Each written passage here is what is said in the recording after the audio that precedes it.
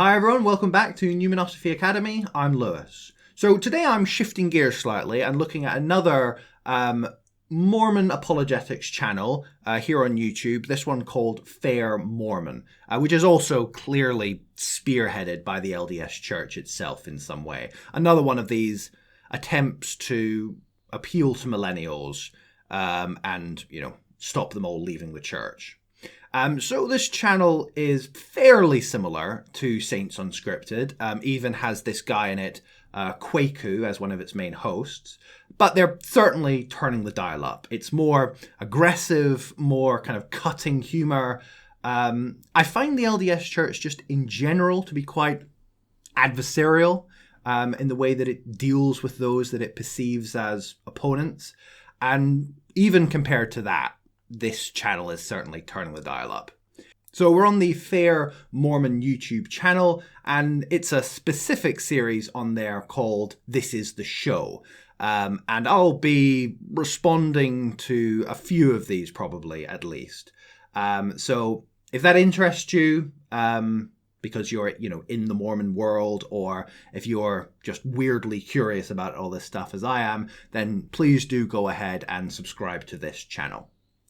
So this series, This Is the Show, is structured all around the CES Letter. It's a response or a takedown of the CES Letter. So what is the CES Letter?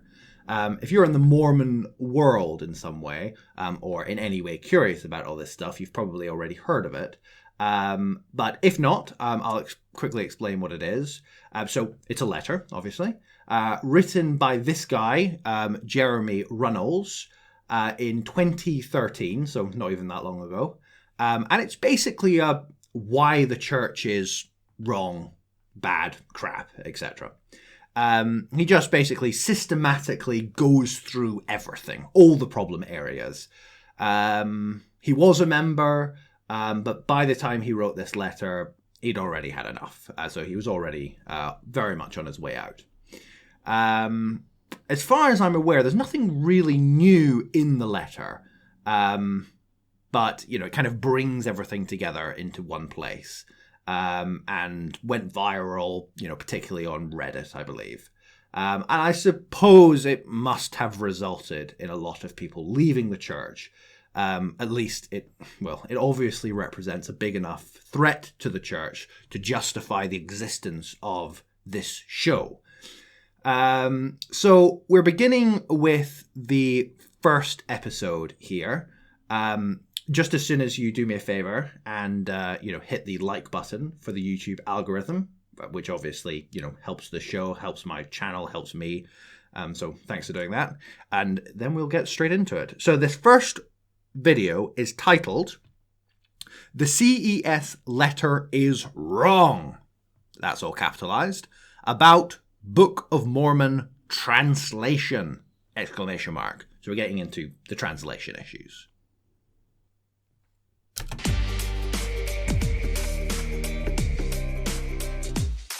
King James errors and my good Mormon Bible.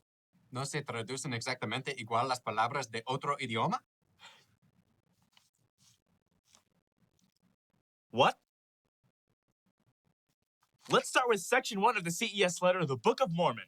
What's interesting about this is that in the first edition of the CES Letter, the 2013 edition... Oh, you mean the sincere letter that Runnels wrote by himself, totally not ripped off of random ex-Mormons on the internet? Yeah, that one! Yeah. In the 2013 edition, Jeremy linked a Wikipedia page citing errors of translation.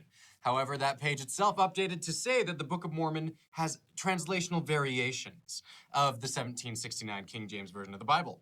Variations and errors are not the same thing. To save face, Runnels then changed the link to a different source. He linked an essay by Stan Larson, but Stan never mentioned the verses Jeremy included in his graphic. I kid you not. Runnels panicked and just attached a random critical piece against... Okay, so, I don't know. This seems pretty tiresome. It'd be much more interesting to actually discuss the issues. ...the church that mentioned translation. Finally, in the 2017 version of the CES Letter, Runnels linked to a chart he made on his own website. It took him 3 tries to prove his source by scholarship, and he ultimately settled on quoting himself with a sloppy JPEG on his own site. He literally quoted himself to prove himself. Only 2 people in the world do that, Jeremy Runnels and Kanye West. So, does the Book of Mormon contain errors from the 1769 King James Version of the Bible? Well, in his first chart, Runnels states that Nephi's quoting of Isaiah is wrong. So the reason this is significant is Joseph Smith's claim was that he translated the Book of Mormon from golden plates that he discovered. And if you read the Book of Mormon, it sounds a lot like the King James Version of the Bible. So much so that there are even passages that are in the King James Version of the Bible which more or less appear in the Book of Mormon or are changed a little bit. And this whole issue around translation is the claim that this specific version of the King James Version, 1769, contained errors, which then those errors found their way into Joseph Smith's translation, which, of course, if Joseph Smith was really translating the golden plates, then the errors that, some translators back in England made when they were, taking whatever versions of the Latin Bible or Greek Bible they were able to get hold of to create the King James Version shouldn't then appear in Joseph Smith's translation. But if he was using the 1769 version of the King James Version to create his version of the Book of Mormon, then you would expect to see those errors. Does that make sense? That's what this is all about. That's the big issue here. Because the 1769 Bible is wrong in its wording, saying, "And the mean man boweth down," when it should be, "And the mean man boweth not down." Since the Book of Mormon is inspired, it should have no doubt corrected the error, right? Well, Jeremy just assumes that this is an error. In reality, Jewish, Protestant, and Catholic translations of Isaiah use somewhat of the same wording of boweth down or bow down. They are translating from a number of different manuscripts, not just the Septuagint, which the CES Letter cites. So either Jeremy Runnels is wrong, or all of the academic scholars who have translated the Old Testament and found this to be a suitable translation are wrong. The context of the verse is speaking about bowing down to idols. In fact, this chart lists a number of errors or mistakes that aren't verified by other academic sources. So part of the problem here is that if you write something that is ostensibly correct, just because you find flaws in that piece of work doesn't automatically delegitimize the integrity of the entire piece of work, which, I don't know, that appears to be the danger that they're playing into here. Sources. His only source is that he is quoting himself. The evangelicals even disagree with him here. Baptists are usually not quick to defend Mormons. Baptists hate us more than the University of Utah hates athletic integrity. Another problem is that the CES letter fails to recognize how translation works. Let's go to Mimi and Ermeli to break it down. Hi everyone, my name is Mimi Bascom. And my name Ermeli. I'm a Russian boy who speaks German to English. So let's talk about translation. Scott Gordon laid it out beautifully. If I wanted to say I want to go for a walk, I would say I want to go for a walk. But if I needed to say that in German, it would be Ich möchte spazieren gehen. the word möchte with 2 dots over it doesn't exist in English. The closest word would be want or would like, which is 2 words. So if that German is translated back to English, it would say, I want walk go, and that doesn't make sense. It could also say, I would like walk go, but that's still nonsense. So to sensibly translate that German to English, the 4-word German sentence must turn into an 8-word English sentence. I would like to go for a walk. That is correct, Ermeli.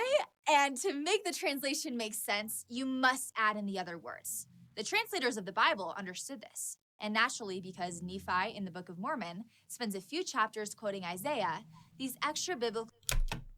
Yeah, okay, that's fine. You do obviously need to add certain words in order to make a sentence intelligible. But if you're doing your own translation, what those words you're going to add to make it intelligible is going to be different to when somebody else does a translation, right? If you take a piece of foreign script, say you take a German script and you give it to one person to translate into English and you give it to another person to translate into English, the filler words they use to make the translations intelligible are going to differ. They're not going to just suddenly come out with the same thing. So the fact that it does mirror so closely the King James Version of the Bible, that is suspect. Words appear as well. It's interesting that the CES letter manipulates the reader by assuming these necessary additional words count as errors. They don't. The Book of Mormon is a translation. It is allowed to use the method of translation. It goes on to ask this. What are the 17th century italicized words during the Book of Mormon? Right, yeah. So the King James Version translation added words to clarify the meaning of the text, which they italicized as a kind of note to the reader that these aren't actually in the Bible. These are just words to kind of help us understand the meaning of the Bible. But these specific italicized words also make the leap from the King James Version of the Bible into the Book of Mormon, which is odd. Folks, I thought about how this would make the Book of Mormon somehow inauthentic. Remember, the filler words have to be different or completely missing for the Book of Mormon to be true. Both the Book of Mormon and Bible say, nevertheless, the dimness shall not be such as was in her vexation. Brad, both of those paragraphs use the words shall, be, and was. Obviously, those aren't normal words. The fact that both claim to be translation and use those words where they make sense is total evidence that Joseph Smith was a lying con man and Utah is stupid. The CES letter goes on to say this. The Book of Mormon includes mistranslated biblical passages that were later changed in Joseph Smith's translation of the Bible. Right, so I believe this goes to a lot of controversy around the Sermon on the Mount. The Sermon on the Mount appears in the Book of Mormon almost identically to the way it appears in the King James Version of the Bible, which on the surface of it would make sense if Jesus gave the Sermon on the Mount in Israel, then, as Mormon theology goes, after he died on the cross, he went over and preached to the descendants of the Jewish people in America the same message, i.e. the Sermon on the Mount, and therefore it replicates. However, after the Book of Mormon was written, Joseph Smith rewrote or did a retranslation of the Bible, because the whole idea within LDS theology is that the Bible has been corrupted through translation errors through the centuries, and that Joseph Smith's translation, through revelation, is bringing us back to the truth as it was originally supposed to be given. So you would expect the Sermon on the Mount, therefore, in Joseph Smith's new translation, again, to be the same as the correct translation that he has given us from the Book of Mormon. But it is not the same, which suggests that something has gone wrong somewhere, at least. These Book of Mormon verses should match the inspired JST version instead of the incorrect KJV version that Joseph Smith later fixed. I don't want to sound like a jerk here. I mean, yeah, you do. It appears the CES letter is deliberately withholding the truth and altering the facts. Jeremy Runnels compares Matthew 6:25 through 27 with 3 Nephi 13:25 through 27. If the Book of Mormon is correct and Joseph Smith was fixing biblical mistakes, theoretically they would match. The resurrected Christ sermon at the temple is almost the exact same as his Near Eastern Sermon on the Mount. Here is the graphic from the letter, and we can see how these two verses are the same, and they shouldn't be. Wait, Brad. Do you see those ellipses? Oh, yeah, those 3 dots. Usually that means there's words missing, Now, of right? course there are words missing. Runnels is about as honest as I am Chinese. Hint, hint. I'm not Chinese. So not only is the verse in the CES letter not complete, it goes on to make a very embarrassing mistake. It appears that the Bible version of Matthew 6:25 and 3 Nephi 13:25 are the same. Who does this appeal to? This is such an odd channel. I mean, this kind of quick fire, machine gun approach, just, you know, if you really want to think about these problems, you need to, you know, go slow. You need to get all the translations next to each other and see if it makes sense to you.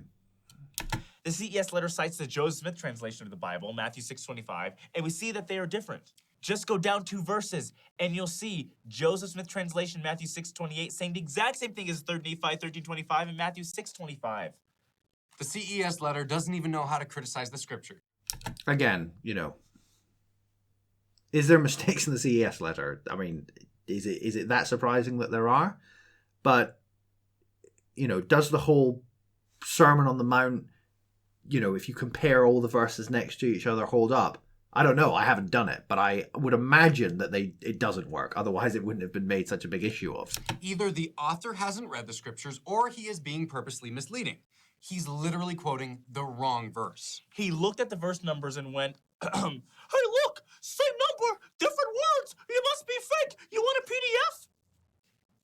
Mickey Mouse, the true author of the CES letter.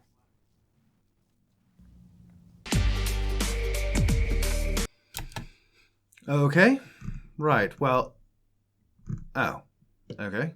Right. Well, I was about to say, let's see what some people's comments about all this is. But it appears that FairMormon have turned the comments off. Probably for the better. For them, I would imagine. So, yeah. This is the first one. As I said, we will probably do a few more of these. It might be necessary in future episodes to actually pull out the Book of Mormon and have a look at this stuff for ourselves. But we'll leave this episode for now. And thanks for watching, and I'll see you in the next one.